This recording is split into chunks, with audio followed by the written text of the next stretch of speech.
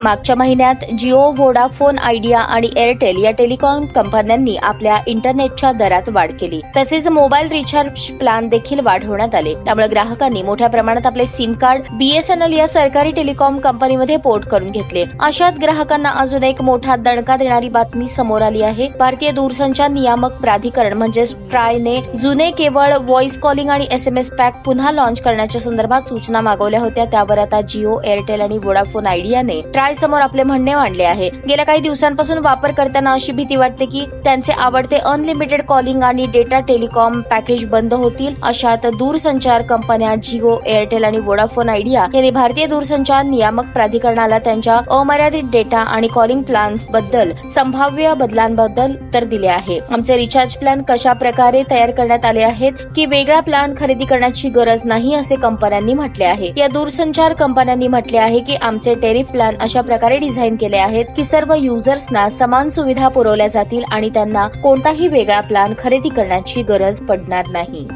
ताज्या बातम्या पाहण्यासाठी प्राईम मीडिया न्यूज चॅनलला सबस्क्राईब करा आणि बेल आयकॉन प्रेस करा.